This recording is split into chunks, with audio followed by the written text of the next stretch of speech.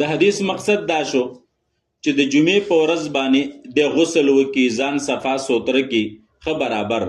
تیل ولګئ، په ځان باندې خوشبویي ولګئ، من طیب بیته